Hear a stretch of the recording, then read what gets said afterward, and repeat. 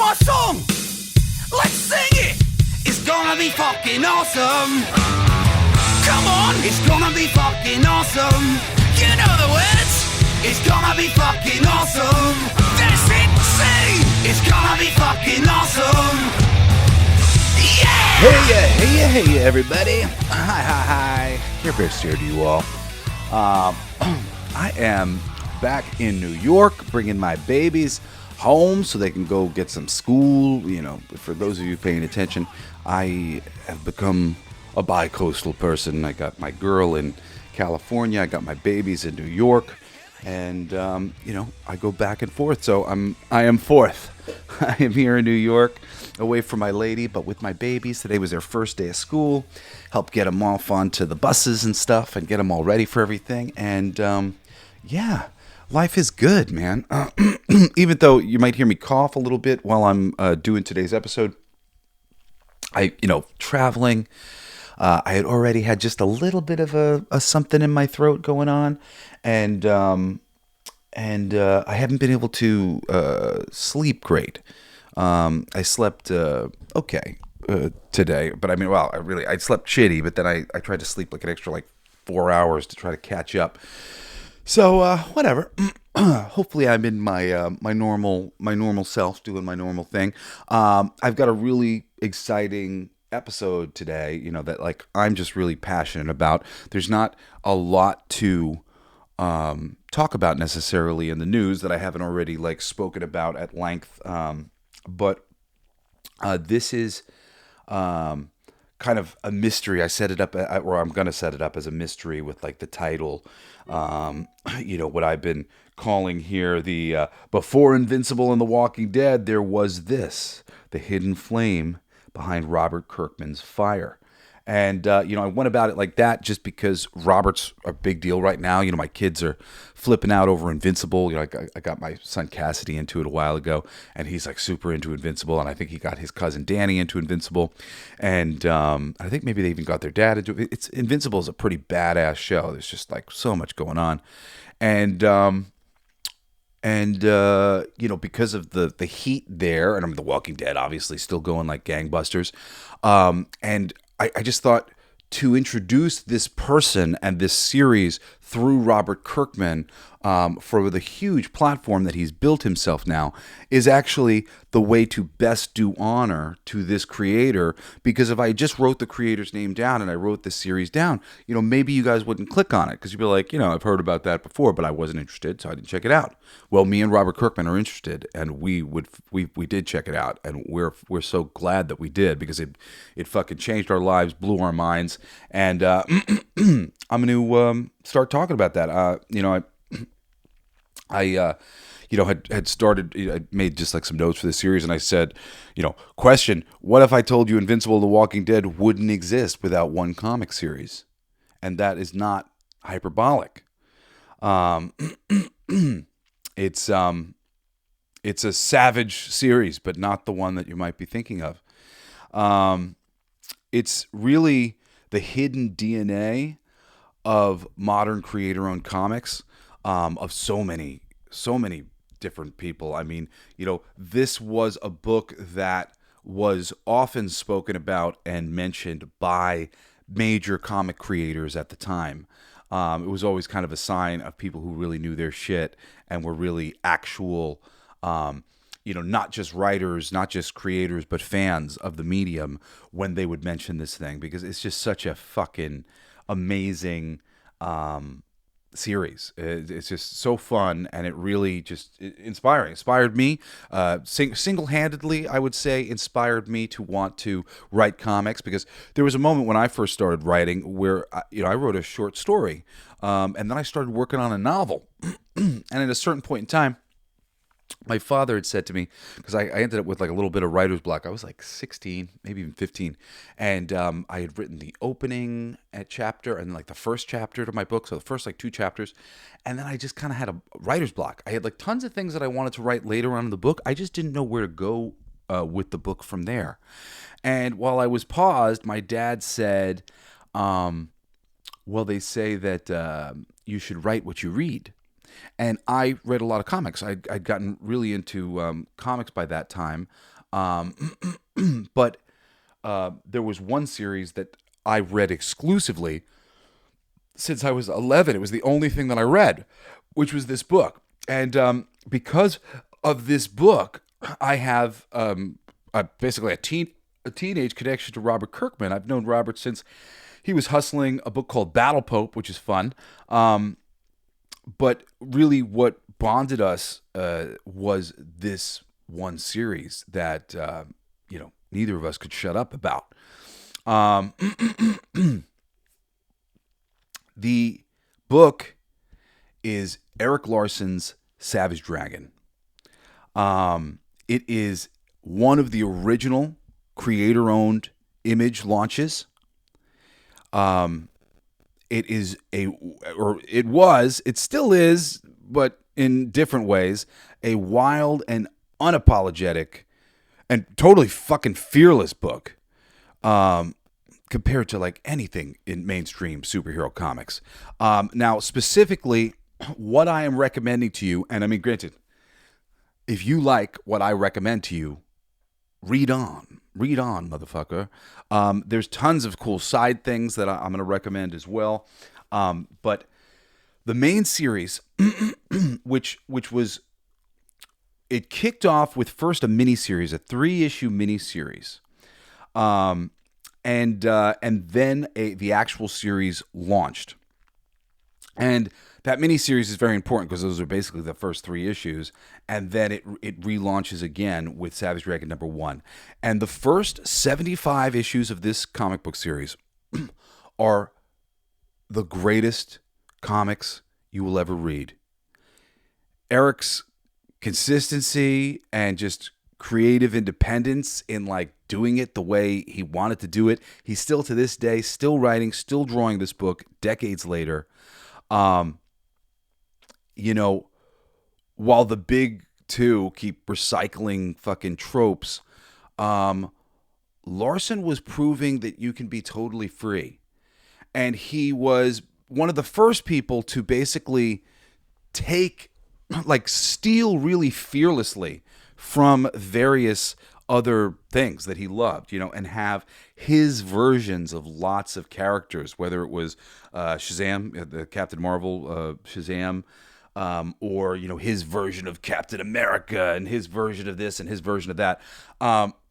They really this is done all the time now. And, to some degree it was done at the time, but he really just did not care. I think a large degree of oh yeah, it's reminiscent of that. Oh yeah, it's reminiscent of that.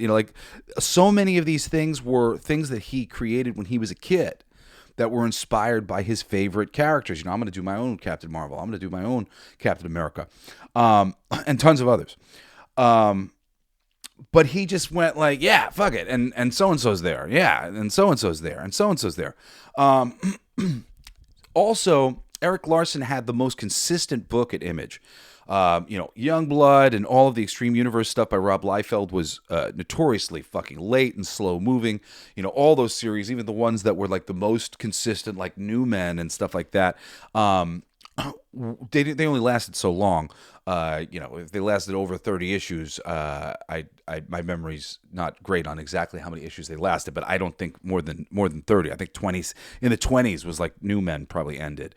Spawn kept going, but Spawn was on a really slow schedule for a long time. Spawn is now a more consistent mover, but I think Erik Larsen's Savage Dragon is maybe 100 issues ahead of it because he's been so consistent at putting out his book, and nobody has been close to the consistency. Todd McFarlane's Spawn is secondary. Spawn has never been a particularly well-written comic book, even though they've brought in a shitload of great writers. But even the great writers, they weren't exactly sure what to do with it. It was a little too self-serious and about hell and, this kind of depressing, tortured character or whatever. There's some cool stuff that's been done in Spawn here or there, but there's not a consistent narrative through it. I'm a huge Youngblood fan and New Men. I really liked Rob Liefeld's thing. I mean, granted, it's like not always the best written and whatnot, and mostly it's a real ripoff in ways that Erik Larsen's book isn't a ripoff. His is very unique. Rob's was like, he was just kind of pulling from a lot of these things. It'll be like Sabretooth, but his name's Warwolf. I mean, like, they were so similar as to be, just knockoffs of one another. But Erik Larsen's book is uniquely original. His success on whatever level, it was successful for a while. The book did have a time period where it was going up, month after month. Its readership was going up because word of mouth was so good on it. And, the only other person that I know really to do that in a big way, even bigger way, was Robert Kirkman years later with The Walking Dead and later Invincible. Those books just kept gathering an audience. And dude, the influence is there. It's huge. If you're a fan of Kirkman stuff, and then you go back to check out, especially the first 75 issues plus the 3-issue miniseries and the half issue that was put out by Wizard Magazine. Holy shit, man! It's totally the blueprint for everything that Kirkman has ever done. And to a certain degree, it's the blueprint for everything that I've ever done, even though I would say that it's a little bit harder to see the connection between myself and Erik Larsen's work, other than the fact that if you read my work and you're a comic book fan, you will notice, pretty quickly that I am a very good comic book writer, that I pay attention to the medium of comics, that I know that the page turn is very important. I know that the cliffhanger is very important. My pacing and layouts and and granted, I'm not drawing the thing. Like, Erik Larsen is a writer artist. Dude, the amount of writer artists, I can count on fucking one hand how many of them are incredible. Most, it's like you're either a great artist or you're a great writer. A great artist and a great writer? Whoa, that's rare. Steve Scroce blew my mind. He was an artist, and he went and he did a little run on Wolverine, and he's done a couple things since then. And oh man, what a great writer he is. And like, you see somebody like that and you go, wow. Keith Champagne, who's a comic book inker, and friends with Keith. I don't know Keith very well, but I'm a big fan of his, and I just kind of have sort of like, he doesn't get enough respect in the industry. So I just occasionally, when I have the opportunity, I just go, you rule, man. Because I think he really is great. And again, impressed. There's only so many people who play both sides of the fence and just fucking kill. And Erik, he's one of those guys. Granted, he did a run at Aquaman when the Savage Dragon was becoming very popular. He had gotten tied into that, which was fun. Maybe not the greatest thing in the world. The flexibility that Erik has in his own book, where he can do whatever he wants, is huge. Erik has like a Spider-Man issue or two. He's very much known for his Spider-Man run as an artist. There's an issue or two that he wrote, some of which are really great. There's an issue of Spider-Man that I think has the Beast on the cover that he wrote, and I fucking love. Amazing. There's some side things that he's done over the years. I mean, there's tons of little side books connected to the Savage Dragon. A lot of them are fun. Vanguard is one of them, which I think is Jerry Conway is the guy. Jerry with a G, I think, is the creator of this Vanguard character. I don't know if Erik has anything to do with creating him, but the Savage Dragon had debuted many, many, many years earlier in a book called Megaton, which was like this. I don't know if it was an anthology book or it was just this sort of book where, like, dude was throwing a lot of shit against the wall. I have that issue of Megaton. I have the Vanguard miniseries. I have the Freak Force series that was put out. One of my favorites, which introduces one of my favorite artists of all time, Dave Johnson. Super Patriot. There's 2 miniseries. Dave Johnson, he's known for Batman covers and Deadpool covers. He's become like a really famous cover artist, or he did for a little while. He is fucking incredible, and he did the whole series of these Super Patriot miniseries, and they are gorgeous. Super Patriot is kind of Erik Larsen's answer to Captain America, but it's like he got really fucked up, like he got injured really bad, and he's a cybernetic version of himself, that they brought back to life. And initially he was mind controlled and whatever else, and he becomes a great side character in the Savage Dragon comics.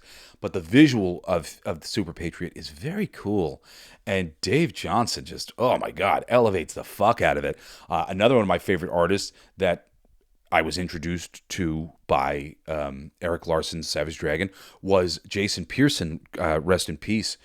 Jason worked on my Blacklight District 6 issues comic. He did the Green comic book, the second 4-page comic in my album comic book, if you've checked out that. Jason is one of the most incredible artists who ever lived. And Jason drew a book called The Dragon, Blood and Guts, which is my ex-wife Patty's favorite comic book that she ever read. I got her into the Savage Dragon, a few things. She was into Preacher with me, Savage Dragons, some of my absolute favorite comics. I wanted to share those with her, so I read them to her, and similar to how I've read some of this stuff to my girl Julie. But they're so important to me that I feel like it's a part of who I am, and I wanted to share them with her. And she fell in love with Jason Pearson's art, which is fucking hard not to like. But I was always so proud, that she had really enjoyed one of these things that I shared, because she used to draw Alex Wilde. Alex Wilde is Dragon's partner. I loved Alex Wilde too, and I liked that she did too, and she really liked how she looked in the Jason Pearson's comic. She's this Spanish girl with short hair, and she was really kind of like a tomboy. I liked the tomboys, and she was beautiful, this beautiful tomboy. She was very up my alley.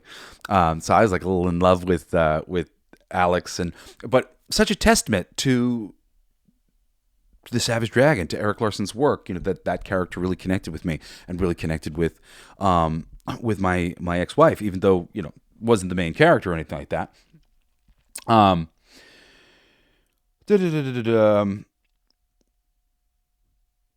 just going through my notes here. Yeah, so Erik's one of the original Image founders. And again, I would say probably responsible for so much of Kirkman's interest in being at Image in the first place. He definitely kind of revolved around Erik's side of things for a moment. And then eventually, he got brought into Image, and I'm sure that it didn't hurt that Erik had known Kirkman as long as I had known Kirkman, since he was 18, or I think he was 18 or 19 when I met him at a Savage Dragon Erik Larsen fan meetup in Chicago. And I guess it was because Savage Dragon takes place in Chicago, which I always assumed that meant Erik Larsen was from Chicago. He wasn't. He just thought it was a big city, and that was a cool thing to do.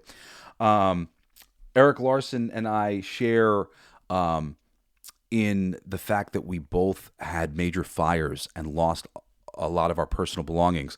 Erik famously does not sell original art for the series because he lost every piece of original art that he ever had when he was a little kid. And he had characters that he'd been creating since he was a little kid, like the Savage Dragon, who went through a lot of different incarnations, which eventually a lot of those incarnations show up in the book in one way or another, and that's a really fun bit of it too. Me knowing that comes from the fact that Erik had a letters section in the back of his book that was awesome.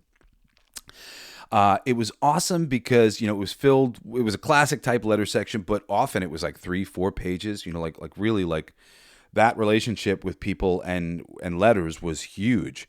I vaguely remember possibly sending in a letter and getting a mention in the letters column myself. But now that I think about it, I'm like, well, why wasn't that a bigger deal for me? And why wouldn't I have that saved? Did I do that or not? I'm not sure. Don't hold me to that. Maybe it's so many years ago now since I've been a big fan of the book. I mean, I'm still a big fan of the book, but it's so many years since I would have written and was being so influenced. I mean, I swear, I read every single issue, or at least the first 75 issues in the miniseries. I read them at least 2 to 3 times each.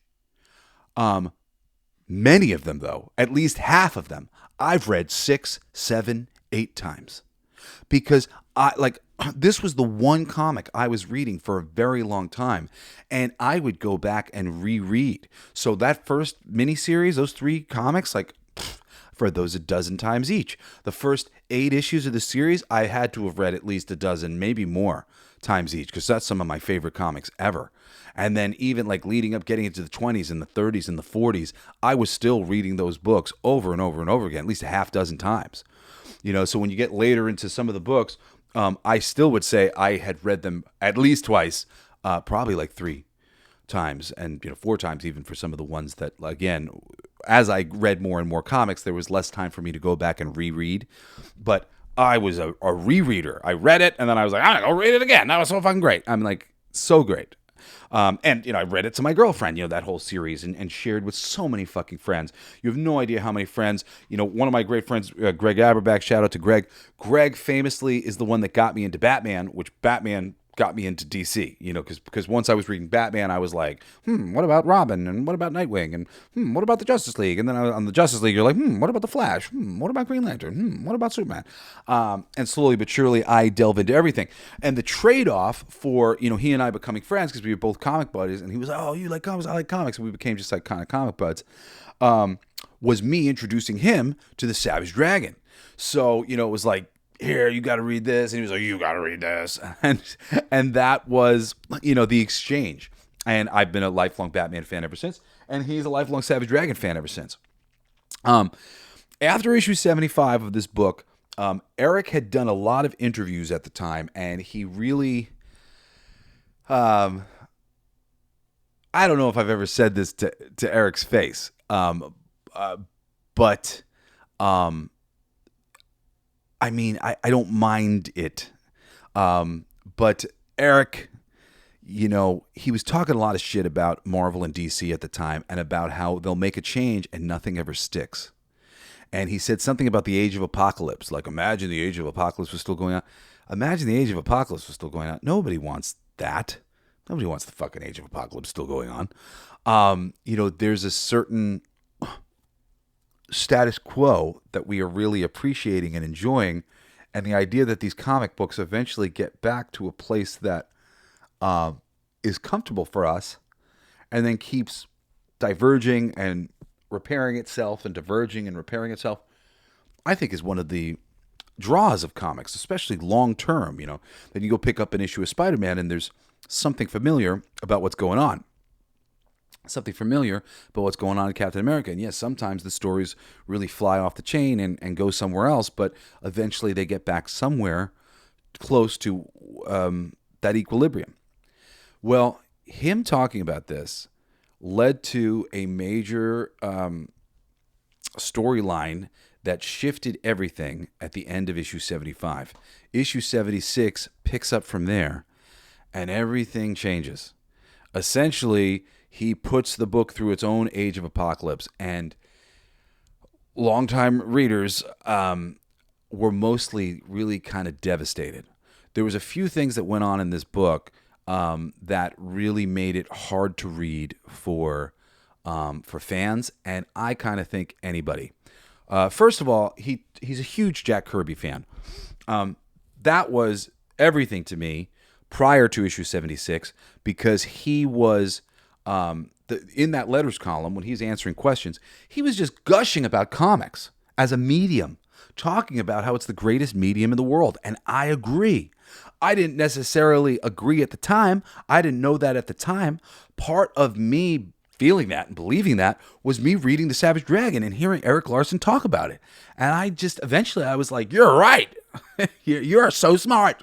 You are right. Well noticed. It is the best medium. And he is right. It is the best medium. And I'm so grateful for him getting me there and showing me. So he has a great love and appreciation for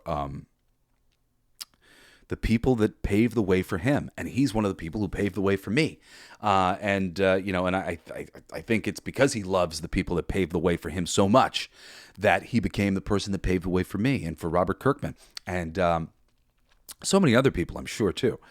This book was just singularly important for the time, and just still stands up as something truly blessed, truly fun and funny and and earnest and cool and fucking just everything. Really, I'm always looking for balanced things. I like stuff that are dramatic but funny, action, scary, a little bit of everything. Fucking A, man. The Savage Dragon has that. There's great horror elements, and there's great action elements, and there's great comedy elements, and there's great dramatic elements, great science fiction elements.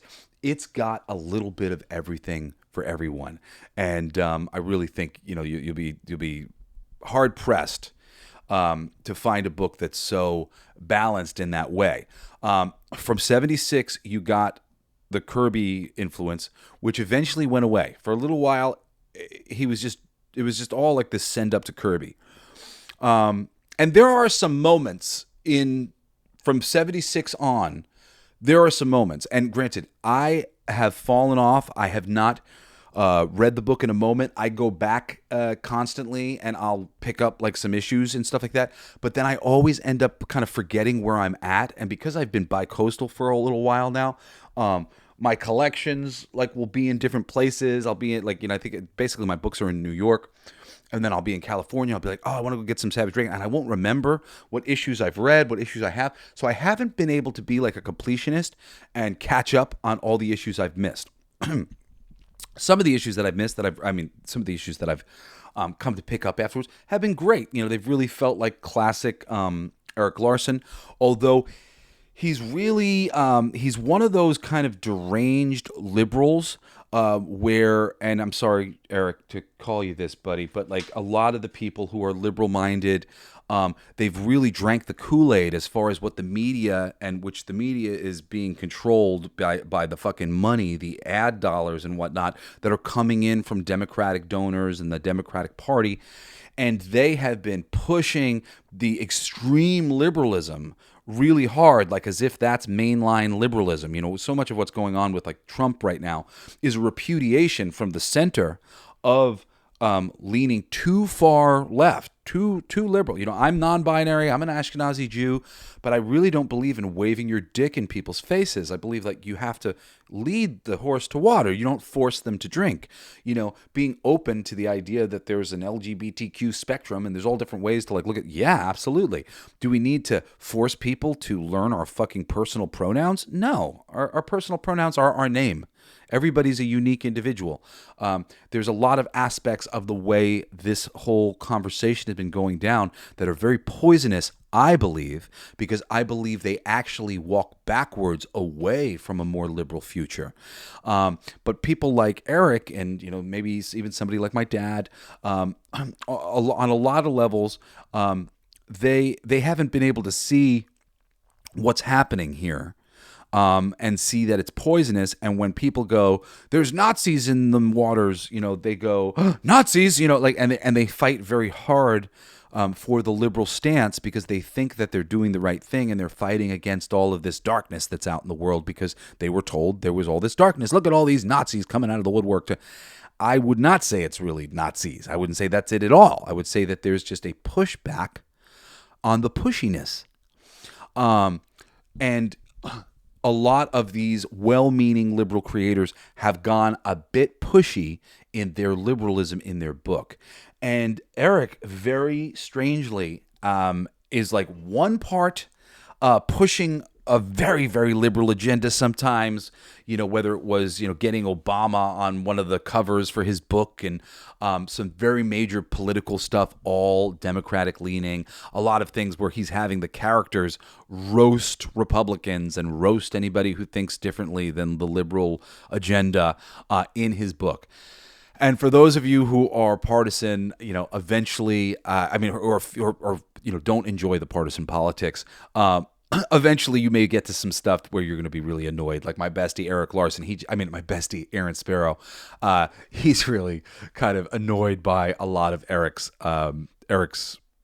stuff in more modern years in the comics world because he just thinks he's on a crusade to help people be more open-minded and stuff, and he just doesn't realize that the culture has just been and the media has been stolen by these groups that have an agenda, and they're really trying to like divide the country, and he doesn't get, he's just believing what the media is saying. They're saying, oh, these people are bad. These people aren't bad. There's just like a little bit of pushback on how liberal we've gotten, because some people just aren't quite ready for that. And at the same time, a lot of this has become very me culture, and a lot of people who are very not so me, they don't really like that.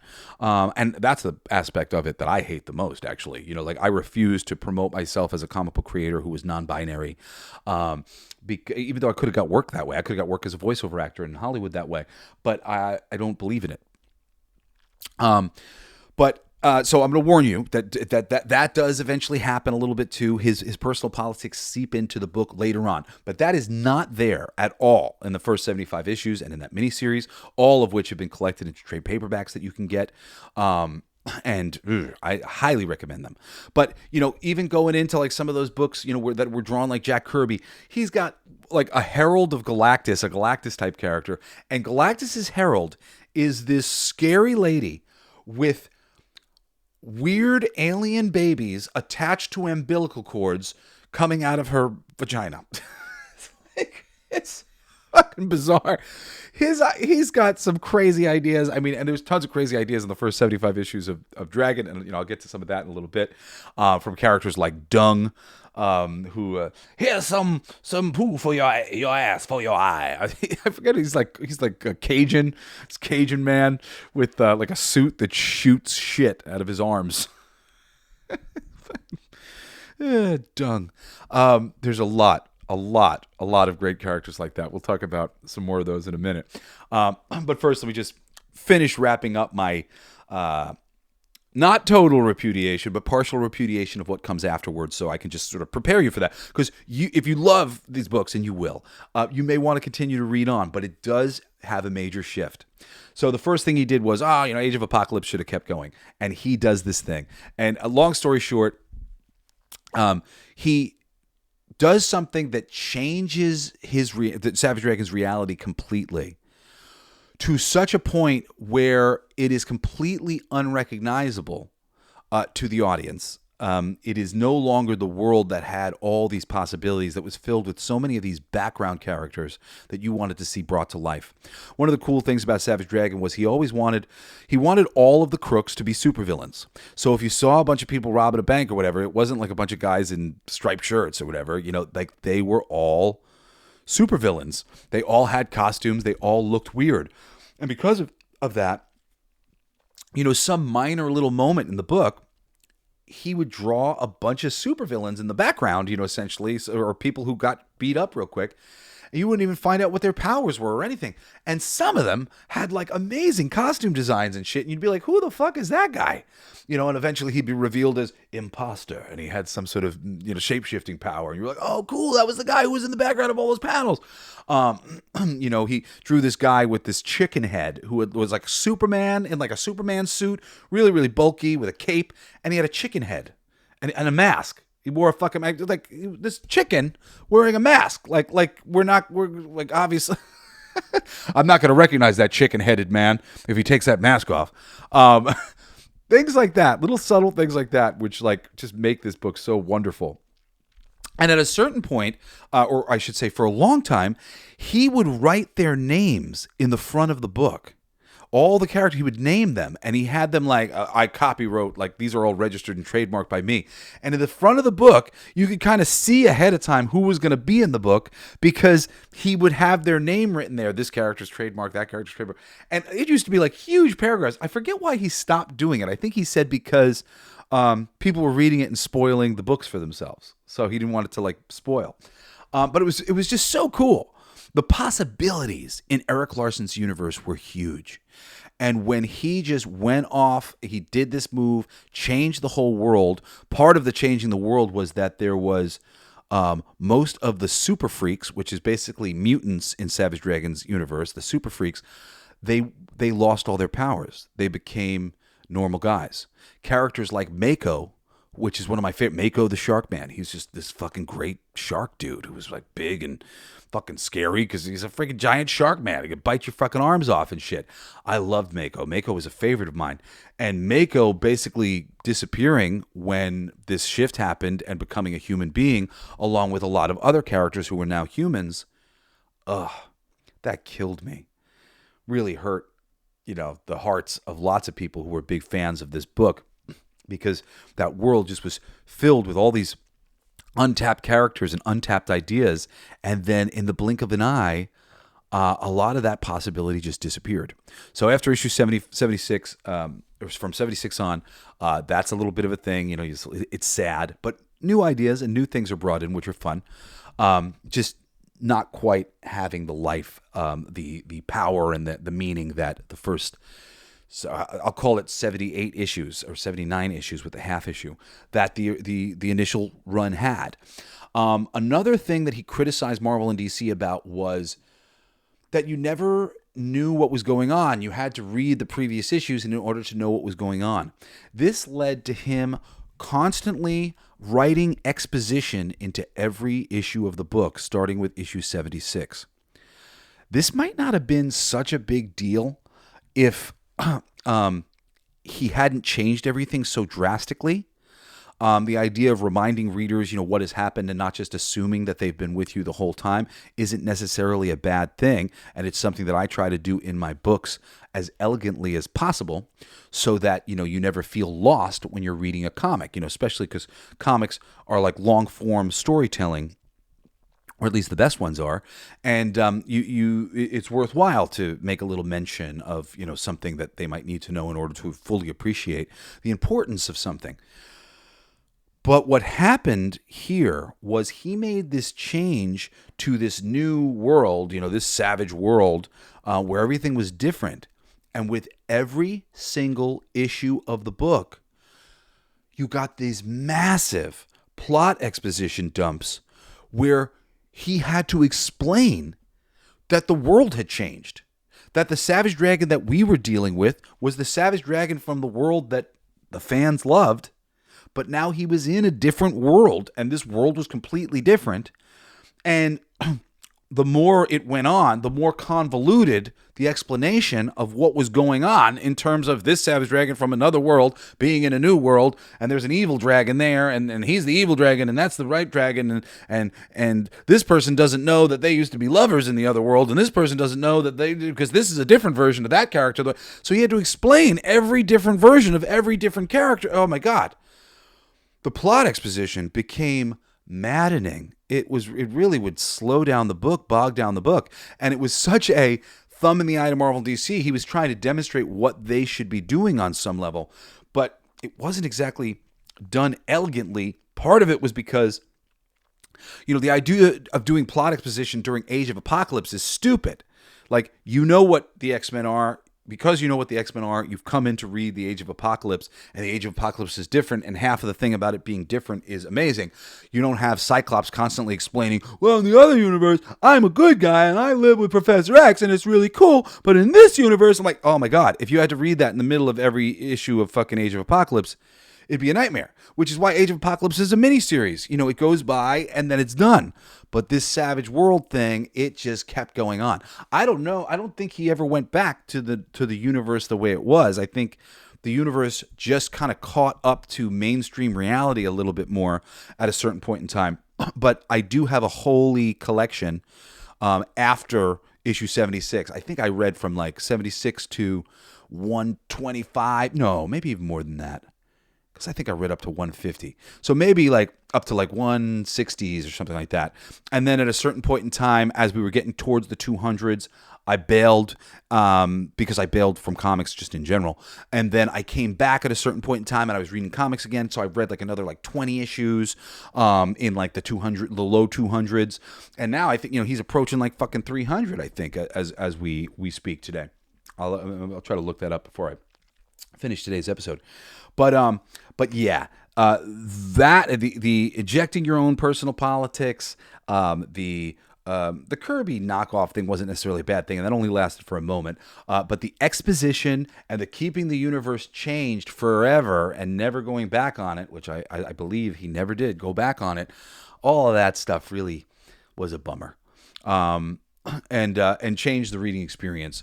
But and one last thing, in the more recent issues too, it's his young son has taken over the book, Malcolm. And he's got this little Asian girlfriend, completely flat-chested, built like a boy, not my type. And they have the most graphic sex scenes you will ever see in this freaking book. She's just like constantly trying to get at his penis. Really, like it's like over the top. And that's actually been the big thing, besides the partisan politics, that really just has grossed Aaron Sparrow out and made him less of a fan of the book ever since. But, I still enjoy it mostly, even though it's not what it was. So let's get into some of what it was. For those of you who are going to check this thing out, let me just see my little breakdown over here. Consistency, contrast.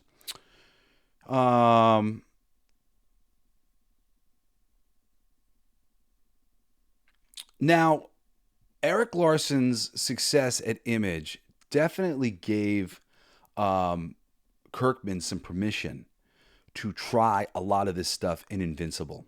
The Walking Dead doesn't have like the exact influence of Savage Dragon in it all the time, other than The Walking Dead is a fabulous comic book. It always a good cliffhanger, great page turns. Dude, that is something you've learned from Erik Larsen. He couldn't help but talk about that kind of stuff in his letter columns. What a good comic was, who the greats were, the importance of a good page turn, things like that. Really, they are just the storytelling on display in Savage Dragon. It's just so good. And there's so many amazing cliffhangers, final page turns that are violent and dramatic. But there were even some that were just fucking hysterical. Like, I can remember this one moment where I don't know if it even ended. It might not even be the last fucking page of the book. But they had this Nick Fury ripoff, and he was like waiting to meet his young ward that he, was fighting with back in the day. And this guy had been a bad guy who they had introduced, who was a really brutal bad guy. He fucking kicked the shit out of out of Savage Dragon.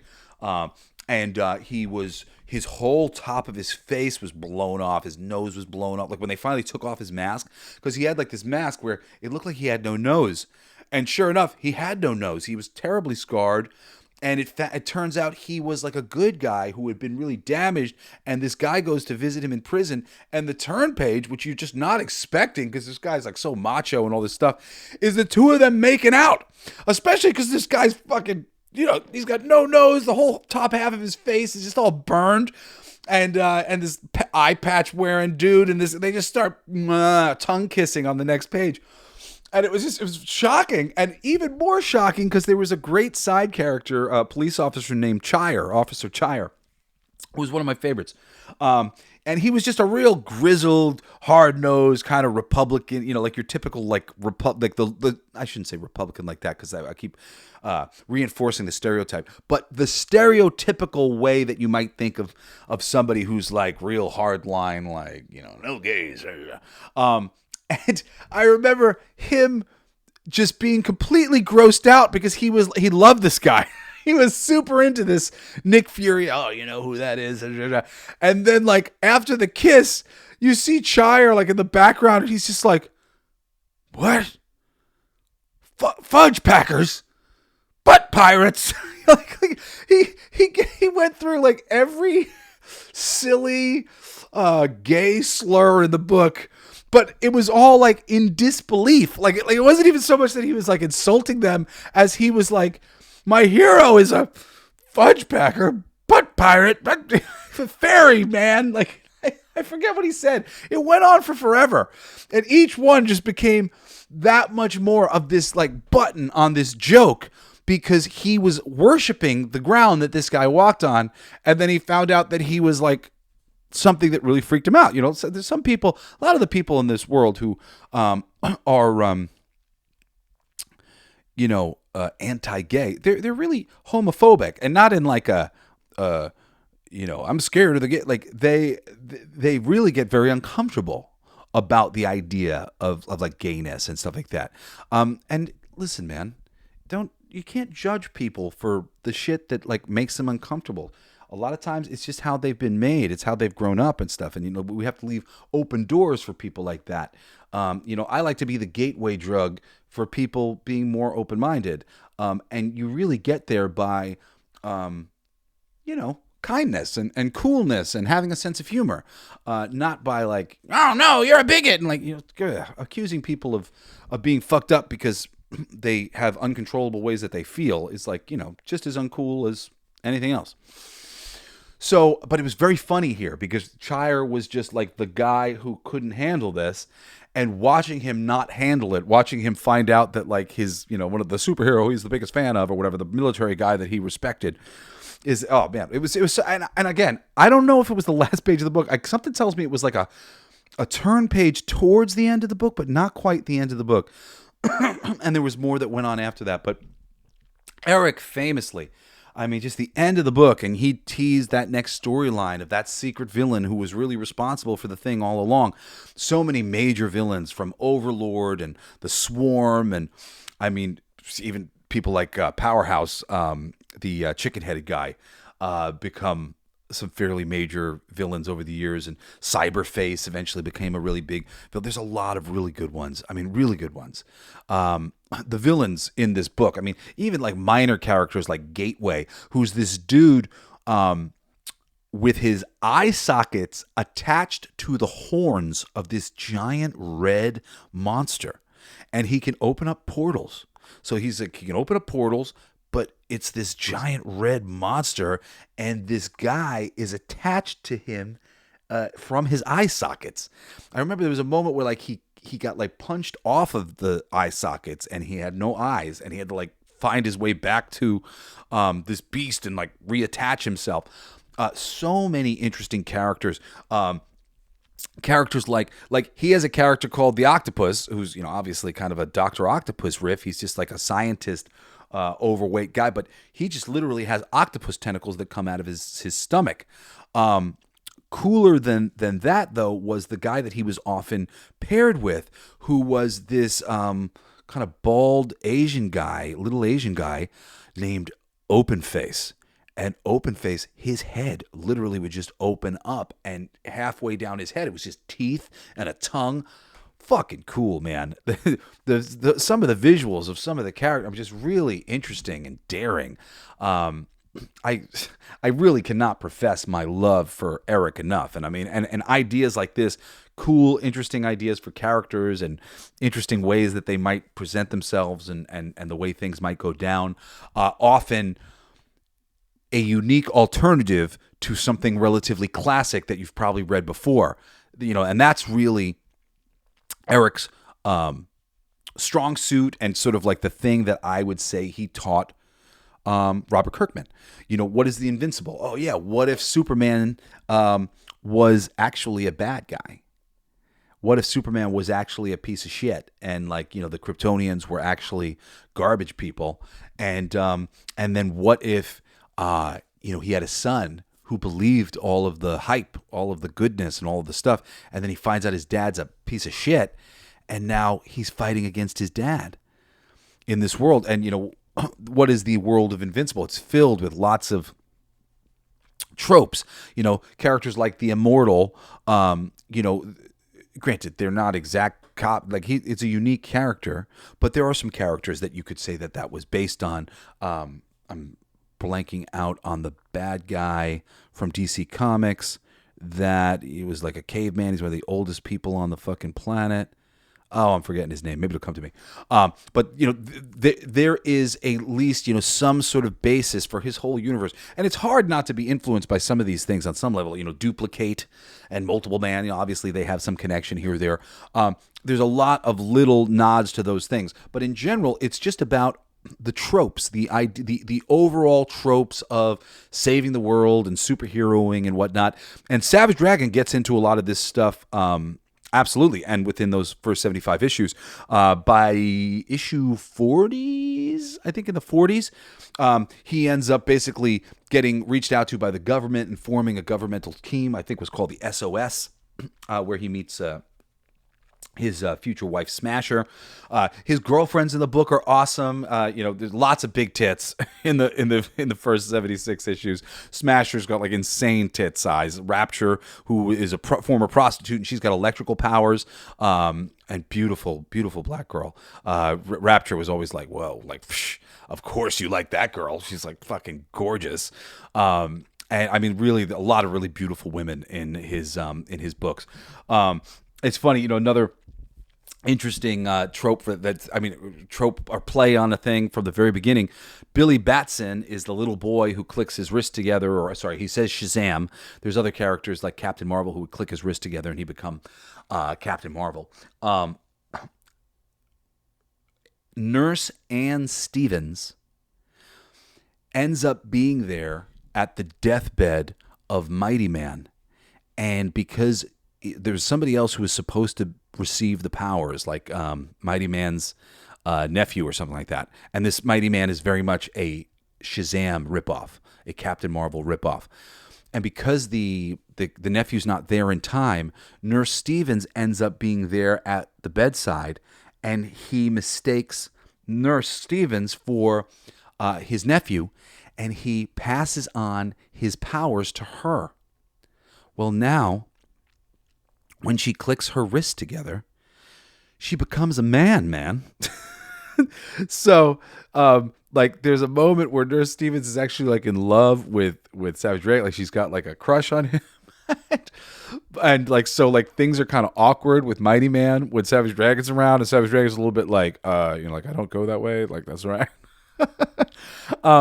And it's just very funny for, she's got to turn into a man every time in order to access her superpower. She becomes a man. Just so many things like that, And I said Captain America. We talked about Super Patriot already. He switches into a cybernetic version of this Captain America type archetype. Really awesome. And honestly, that thing, the craft, and then just really bold and unique twists on old tropes. I really believe Kirkman absolutely inspired by Erik Larsen and the incredible characters and ideas on display in his book. All right. I'm coming to, we're bringing it. This is like the final part of like notes that I said here. I got my personal sort of anecdotes, how I discovered Savage Dragon. I was, at the time, an idiot.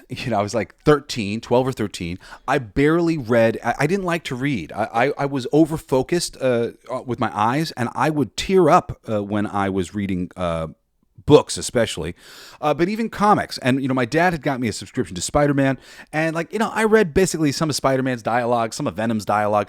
I didn't like reading any of the boxes. It always seemed to be boring information was in the boxes. So I would just read dialogue. The first comic that I ever got was The Thing number 17. I think he was fighting the Sphinx. And I would read all of The Thing's dialogue because I really thought, I thought Ben Grimm was funny. I liked his character. But I would literally go through books kind of cherry picking what to read. I would read some of it, not all of it. But I had become a pretty big fan of Youngblood. I loved Rob Liefeld's covers. There's something, those early issues of Youngblood, people make fun of him so much now. And in more modern times, Rob's work is not what it was. There's still something there. But holy shit, at his peak, gorgeous. I really, really loved, and even loved his his variations. He had a character named Bedrock who was just a variation on the Thing, but it was a little different because he was this little boy who had been put in this giant rock body. And this little boy was just an idiot. He's a little boy. He loved being a superhero, and he was over the top and silly and ridiculous. And I loved that character.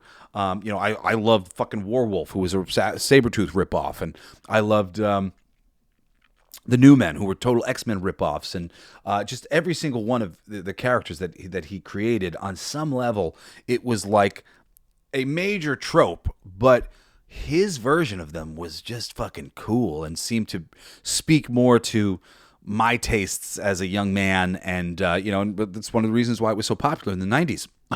So when Bedrock made a guest appearance in the third issue, the miniseries third issue of The Savage Dragon, I picked it up because I loved Bedrock. And I opened up the book, and all I saw was the Savage Dragon and Bedrock beating the shit out of each other for 22 pages. And I was like, fuck yeah, man. I love Bedrock. This is awesome.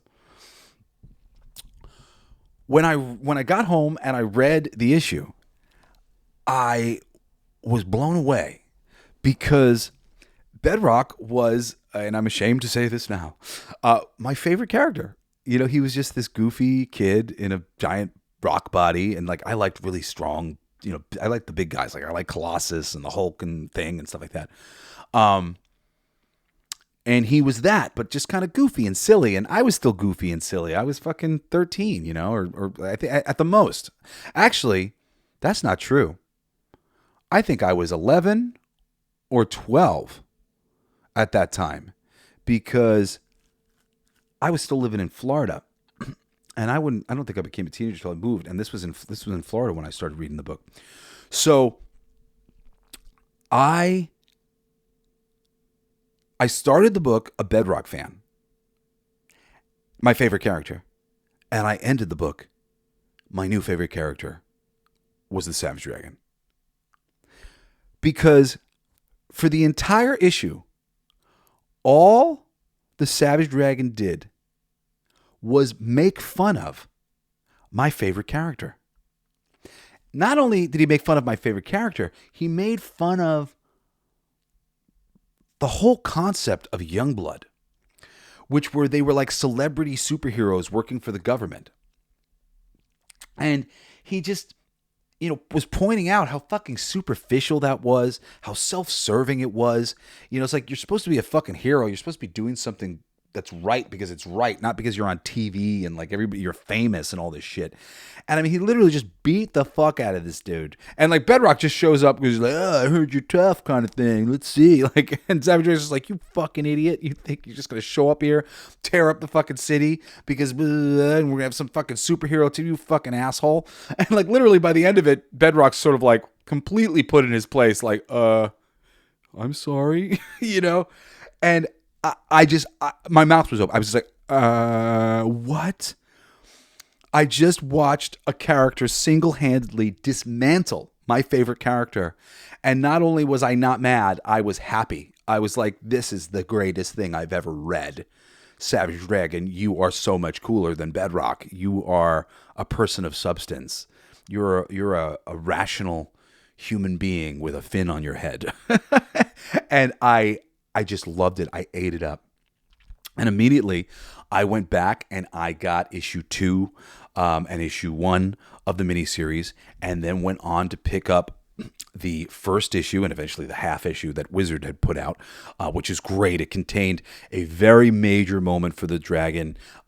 Basically, the basic origins of the dragon. In the first issue, they find him in a burning field or burning building, just he's in the middle of it, and they find him. He's got amnesia in the hospital, and he only remembers TV and stuff, like pop culture references and things like that.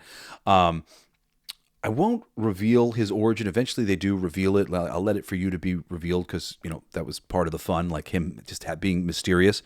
But he was this super powerful dude, and because he had amnesia and basically he didn't have anywhere to go kind of thing, Frank Darling, I don't know if he was the commissioner or one of the guys on the police force, one of the higher up guys in the police force, comes to him to make a deal. Like he's like makes a plea with him, like, yo, dude, we're really at a loss against all these super freaks. Regular cops can't compete against them, and we need somebody like you. And eventually, through the course of some bad shit that goes down, and some people that that Savage Dragon comes to appreciate, I think one of Frank Darling's his brother or cousin who had a business that he helps Savage Dragon get a job there, and that guy ends up getting attacked by some of these super freaks and killed, and Savage Dragon's like, all right, I'll do it. I'll be a cop. And he joins the police force on the Chicago PD, and he's a super cop. And he's the guy who's sent in every single time the fucking shit hits the fan. And it's great. It's just a fucking simple premise with a cop that can do what regular superheroes can do. And eventually the premise will get away from him being a cop at various times, but that's where it started, with him being a police officer. And awesome. It's great stuff. The first issue of the book is like, I mean, he stepped away from it because it was just filled with blood and filled with guts and black, just so much black ink. One of the most badass issues of any comic you will ever see. The cover's beautiful. I redrew it as a teenager because I just loved the image, and I just was like, from not tracing it, but like trying to copy it.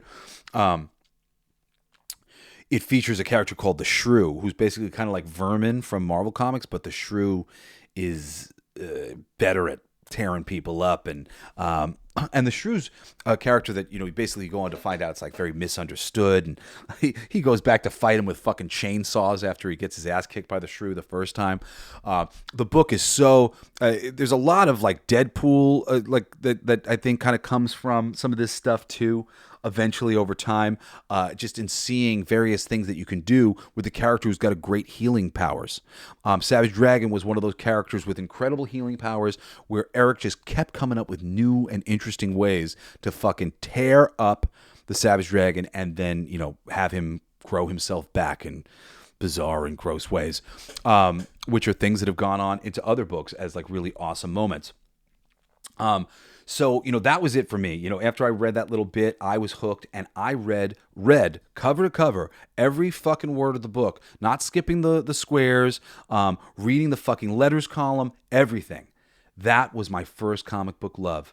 And eventually I would read more. Eventually I started reading Deadpool. Deadpool had ads for Marvel Knights, which had Daredevil and the Punisher and the Inhumans and Black Panther. And those became some of my favorite books, except for that Punisher series, which sucked. But Black Panther is still to this day one of my favorite characters. Daredevil's one of my favorite characters, one of my favorite runs, huge run at Marvel of Daredevil for ages, being some of the fucking best comics that there are on the shelves. But it all started for me with the Savage Dragon. Just the tone and the creativity, and even like his ownership of the character, which I loved, and I loved that this was his thing and he could do whatever. And as time went on, I came to appreciate more and more the idea that I can do whatever. How much difficulty I had getting into the big two with all my big ideas. I got to write for Marvel, I got to write for DC. But sitting there waiting as various pitches would be turned down, sometimes for arbitrary reasons. Like, I mean, really just like, you'd be like, wait a second, I don't have I have an answer for that. Like, that's why you turned it down? Like, fuck, you could have asked me, wait a second, can we talk about this? It's really just crazy, the fucking red tape and shit that would be going on. And to want to do stuff on your own. I'm doing stuff on my own now. I'm actually working on a book called Soul Man, with a new artist friend of mine who reached out to me, a young guy from Germany, I think. He's an incredible artist, and it feels great. I've been feeling like Erik because I've done a couple other books that were like sort of weirdo books. King of Kings is a bit of a weirdo-specific book. Fuck You for Our Future is a bit of a weirdo-specific book. But Soul Man is a little bit more of a traditional type comic book hero, comic book series, in a lot of ways, and I'm working on framing it out right now for my artist, and it's been super fun. And I keep thinking to Savage Dragon. I mean, it's just that it's that influential. Me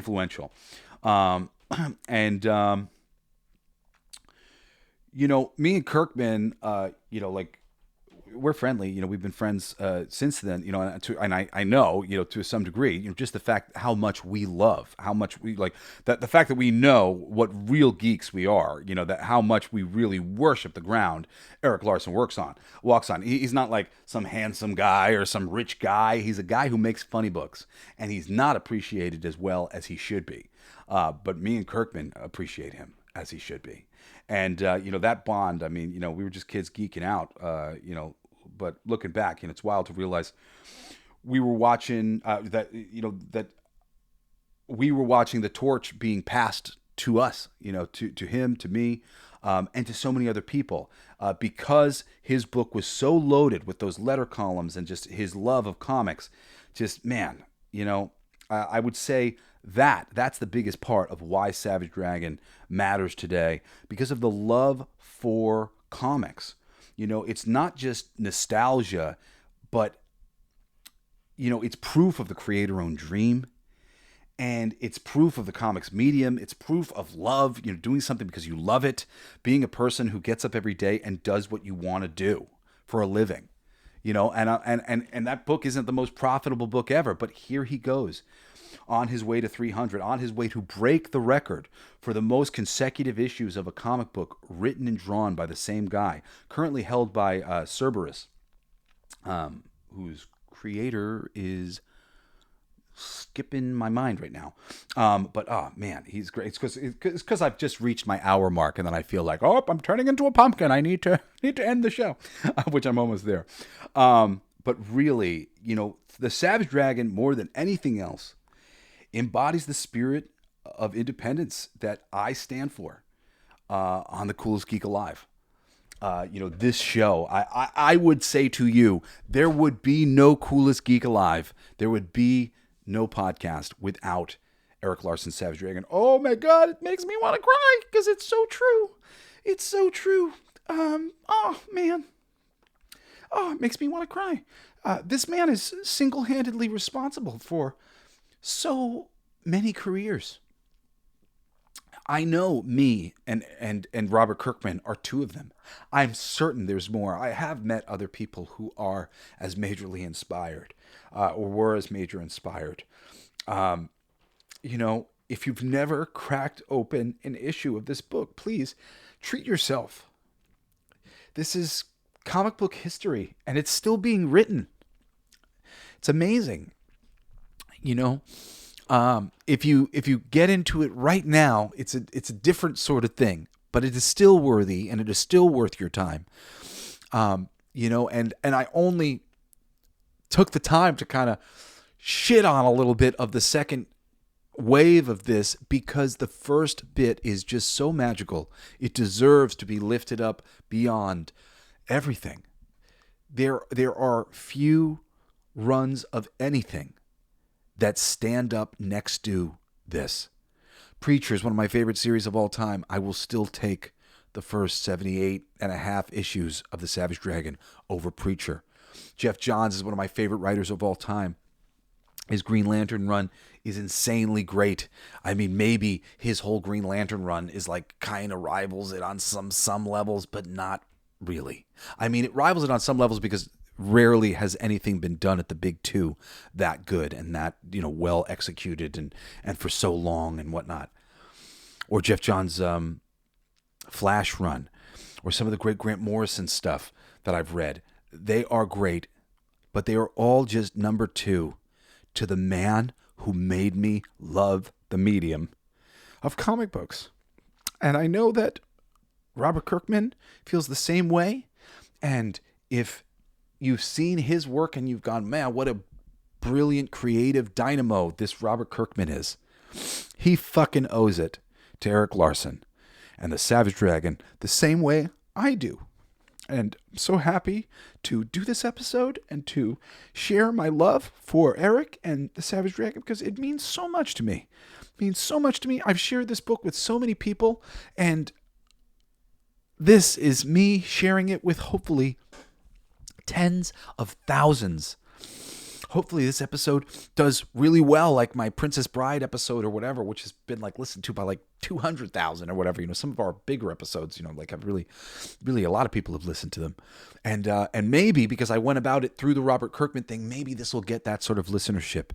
And if you're here because you like Robert Kirkman and you saw that episode title and you went, I want to know what influenced him. I swear, man, I'm not making this up. I've known Robert since Battle Pope, since he was just a fucking snot-nosed kid. Granted, he was 3 years older than me at the time. I think he was 19 and I was 16. And Tony Moore, the artist, the original artist for Walking Dead. I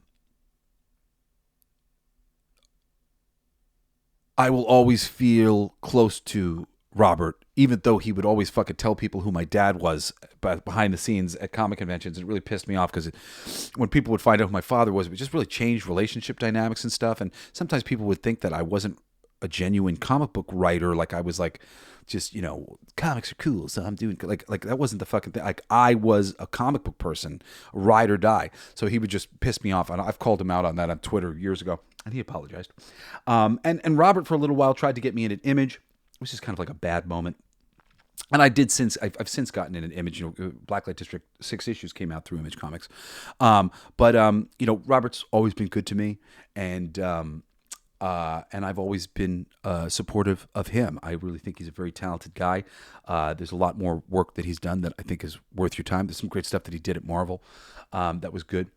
And these books in particular, Walking Dead and Invincible, and some of the other things that he's worked on over the years,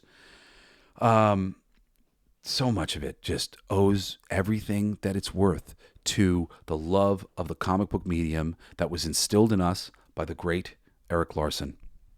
Anyway, that's all I got for today. I have a campaign on Kickstarter right now that I'm launching on the 17th of this month of September. It is, and this is 2025 for those of you listening in the future.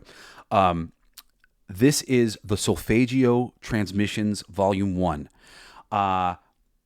I'm a very prolific songwriter. I haven't been able to write get as many of them finished as I wanted to. When a program called Suno came out, it's an AI program, I started using it as a background band to put in some of these songs, lyrics and melodies that I have been sitting on, completed songs for some of them for like 30 years. And I went into Suno and I started making all this stuff. And better than that, I started to make them in healing frequencies because I realized how easy it was to get the AI to tune everything to the frequencies that I wanted.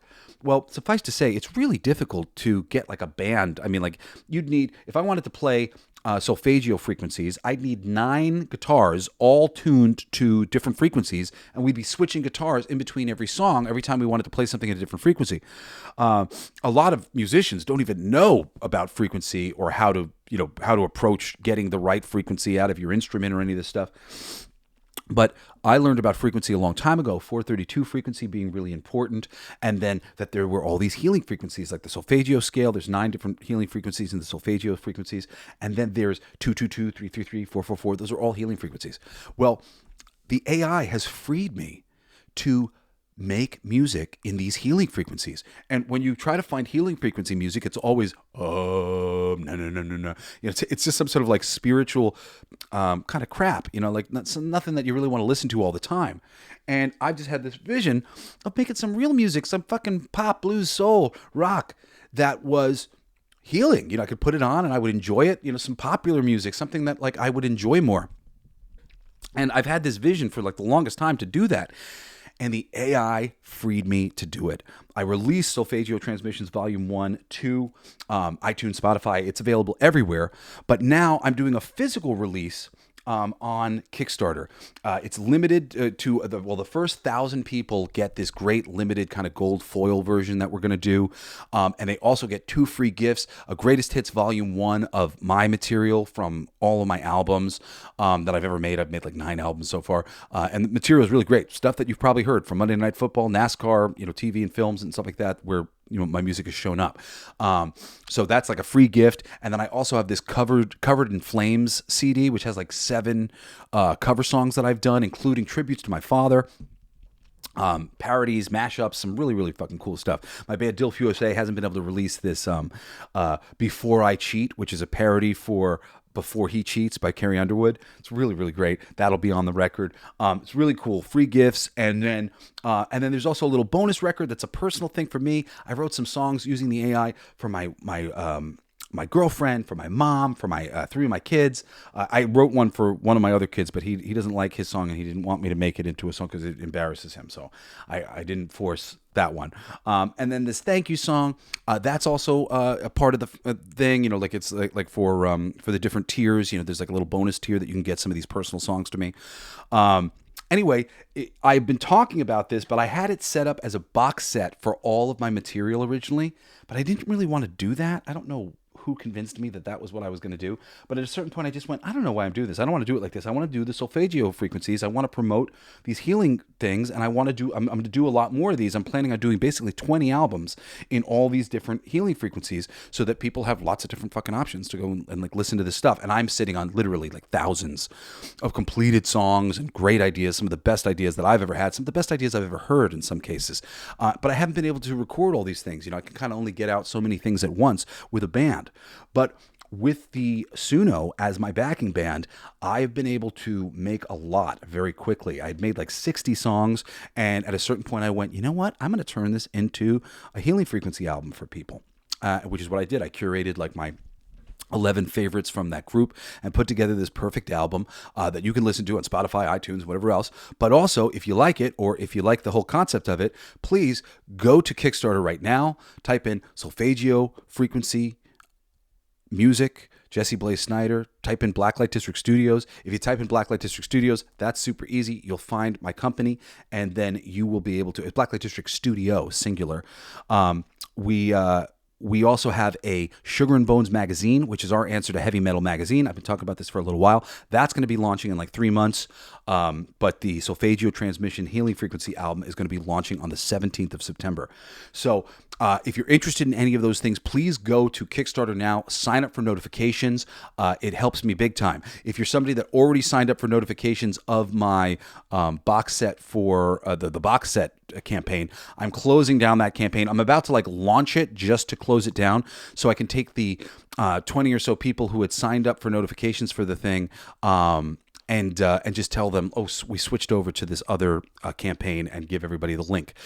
So as soon as that's launched, it'll be up for 33 days, and get in the first 100. There's like 100 people who can get it signed. There's 1,000 people who can get the gold versions of the CDs, and then 1,000 backers will get those free gifts of the Greatest Hits album and the cover album. The cover album, like those songs have never been released anywhere, so it's all very cool. I'm very excited to get this thing off the ground. I actually just finished like redoing the campaign page last night. I was up like super late, and I told you I didn't really get a lot of sleep.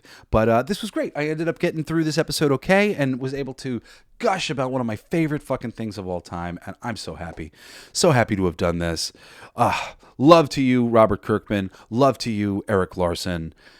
Everybody bow down and worship at the altar of the Savage Dragon. With that, I love you. I hope you're listening to my Monday show, Everything They Don't Want You to Know, on esoteric wisdom and stuff. Last week's episode was a really good one. I talked about the archons, demons, possessing entities, that kind of thing. If that sort of thing is interesting to you, or if you're scared of that thing especially, go listen to that episode, because I'll help you to not be so afraid of some of these concepts, which are true.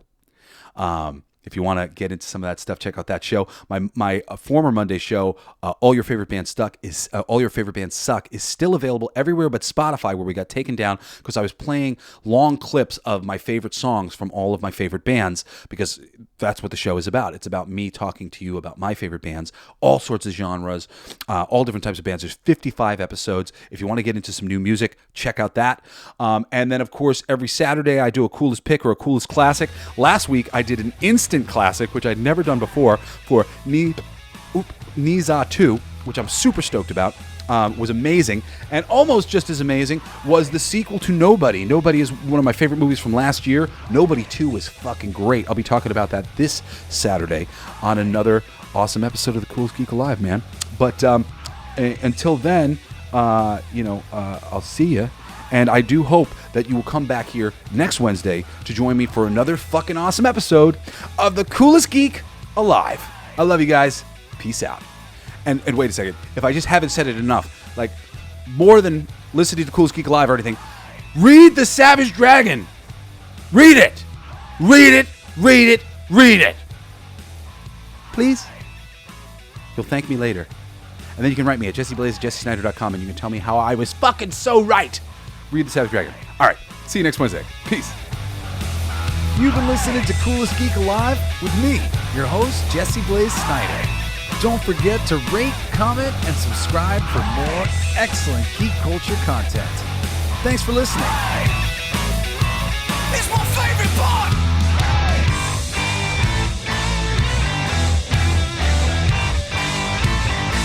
Isn't that heavy?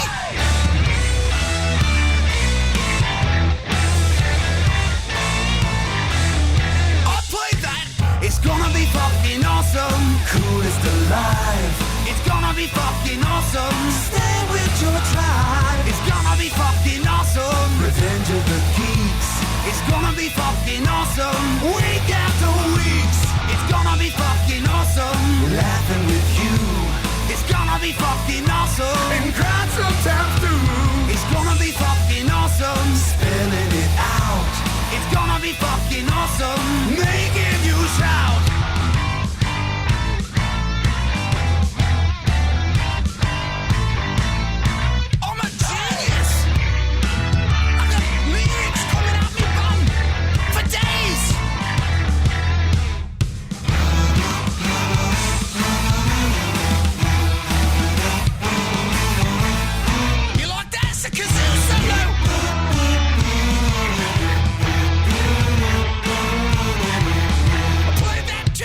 It's gonna be fucking awesome. Talking some shit.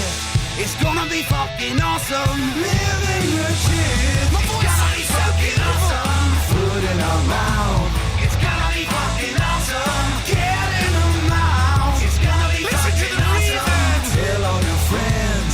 It's gonna be fucking awesome. Call right or text. It's gonna be fucking awesome. Raising the bar.